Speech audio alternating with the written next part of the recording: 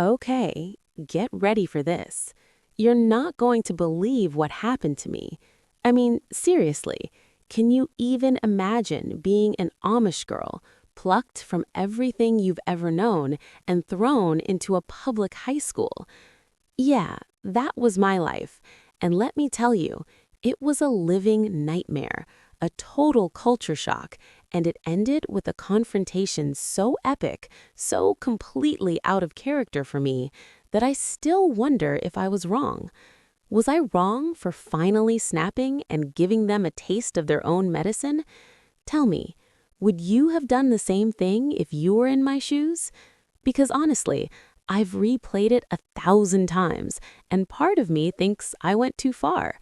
But another part of me feels a twisted sense of satisfaction. So let me take you back to the beginning, before everything went sideways. My name is Sarah, or at least that's what they called me at school. At home, within our community, I was just Sarah, daughter of Jacob and Hannah, a plain girl living a plain life. My world was simple, predictable, and revolved around faith, family, and hard work. We lived in a small, tight-knit Amish community nestled in rural Pennsylvania. Our days began before dawn with chores, followed by scripture reading, and then a day filled with farming, quilting, baking, and community gatherings. We didn't have electricity, television, or the internet. Our transportation was a horse and buggy. Our clothes were modest, handmade, and designed to distinguish us from the English world, as we called outsiders. My bonnet was as much a part of me as my own skin, and my long, unbraided hair, always tucked neatly underneath it, was a symbol of my submission and devotion. I loved my life. I loved the peace, the quiet, the sense of belonging. I loved the simplicity of it all, the clear understanding of my place in the world. I was preparing for my baptism, looking forward to committing my life fully to our church and continuing the traditions of my ancestors. I dreamed of marrying a good Amish man, raising a family, and contributing to our community. It was a beautiful, uncomplicated future. Then everything changed. My grandfather, my mam's father, fell gravely ill. He had a rare heart condition that required specialized care, the kind of care that was simply unavailable in our local small-town hospital, let alone within the confines of our community's traditional approach to medicine. After much prayer, discussion, and agonizing debate within the family and with the elders, a difficult decision was made. My father, Jacob, a man of unwavering faith, but also immense practicality, decided that for my grandfather to survive, he needed to move closer to a major hospital, one with a world-renowned cardiology department. This meant moving to the outskirts of a bustling, modern city. My grandfather couldn't go alone, and my parents felt it was their duty to care for him. But our tradition dictates that children remain with their parents, especially daughters. And so, just before my 16th birthday, my parents, my younger siblings, my ailing grandfather, and I packed up our lives, or rather, what little we could take that wouldn't compromise our beliefs, and moved into a small farmhouse that had been modernized with limited electricity for medical equipment. It was a jarring transition, to say the least. The sounds of traffic replaced the chirping of crickets. The constant hum of electricity, even limited, felt alien. And then came the bombshell: public school. My parents, after much deliberation and consultation with the church, decided that since we were living in the English world for an indefinite period, and given the age of my younger siblings, it would be best for us to attend the local public school. For me, it was a terrifying prospect. I had only ever attended our one-room Amish schoolhouse, taught by a kind older woman from our community, where lessons were rooted in practical skills, basic literacy, and religious instruction. The thought of a large school filled with hundreds of English teenagers was overwhelming. My first day was, well, it was exactly what you'd expect. I walked into that enormous building wearing my long, plain dress, my dark blue apron, my sturdy black shoes, and my ever-present bonnet, feeling like an alien dropped onto another planet. The hallways were a cacophony of loud music, chatter, and laughter.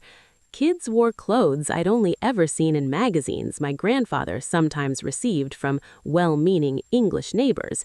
Tight jeans, short skirts, brightly colored tops, clothes that revealed so much skin.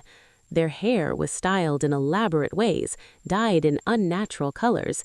They carried strange devices that glowed and made noises, constantly looking down at them. These, I would soon learn, were cell phones. I was assigned a locker that didn't have a hook for my bonnet. I had to ask a teacher what a textbook was. Everything was new, confusing, and terrifying. The stares started immediately. Whispers followed me down every hall.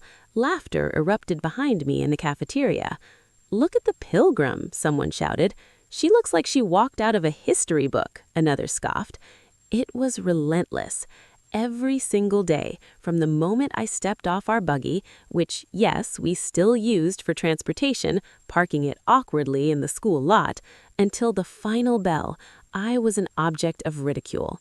My clothes, my hair, my quiet demeanor, my inability to understand their slang, my complete ignorance of pop culture, everything was fair game. There was a particular group, 3 girls, Tiffany, Brittany, and Madison. They were the ringleaders. Tiffany, with her perfectly straightened blonde hair and designer clothes, was the cruelest. She'd make clucking noises as I walked by, mimicking a chicken. Brittany would accidentally trip me in the hallway, sending my books scattering. Madison would spread rumors like that I smelled like cow manure or that I was secretly a spy from a cult. I tried to ignore them. My parents had taught me to turn the other cheek, to pray for those who persecute you. I clung to my faith, to the teachings of patience and humility. I would lower my eyes, quicken my pace, and try to make myself invisible. But it was hard. It chipped away at my spirit day by day. One time in gym class, we were playing volleyball. I'd never played any sport before, and I was clumsy and awkward. Tiffany deliberately aimed the ball at my face, hard. It hit me squarely, knocking off my bonnet and sending it flying. My long, unbraided hair, usually neatly pinned, tumbled down my back. The entire class erupted in laughter. Tiffany just smirked. I felt a flush of shame and anger, but I just silently picked up my bonnet, fixed my hair, and tried to disappear into the background. Another time, during lunch, I brought my own food, as my parents preferred me not to eat the school's cafeteria food, due to the ingredients. It was a simple rye bread sandwich with homemade cheese, wrapped in linen. Tiffany grabbed it off my tray, took a bite, made a show of spitting it out, and then threw the rest in the trash, proclaiming it tasted like peasant food. I was so humiliated, I just walked out of the cafeteria without eating. I cried every night, silently into my pillow, so my younger siblings wouldn't hear. I prayed for strength, for peace, for an end to the torment, but it never came. My grades suffered. I couldn't focus in class, constantly worried about what fresh hell awaited me. I dreaded school, my stomach clenching with anxiety every morning. So that's the situation I was in, and I had to make a choice. I was nearing my breaking point. Every fiber of my being, every teaching I had ever received told me to endure, to forgive. But the constant humiliation, the relentless cruelty, was starting to erode not just my spirit, but my very identity. I felt myself changing, becoming someone I didn't recognize. Before I tell you what happened next, I want you to pause and comment below what you would have done in my shoes. Would you have continued to turn the other cheek? Or would you have fought back, even if it meant going against everything you believed in? What's the line where enduring becomes enabling? The day it all culminated was a Tuesday. I remember it vividly. It was during an elective art class, a class I actually enjoyed because it was quiet and allowed me to focus. I was sketching a landscape, trying to capture the rolling hills of my home. Tiffany, Brittany, and Madison were also in the class, not because they liked art, but because it was an easy credit. They often used the class as an opportunity to whisper and mock me from across the room. On this particular day, Madison had drawn a grotesque caricature of me, a stick figure with a huge bonnet, a long skirt, and a perpetually sad face, with a speech bubble saying, "I smell like hay." She passed it around and the girls giggled. Then Tiffany snatched my sketchbook. My hand flew out instinctively to grab it back, but she held it just out of my reach, laughing.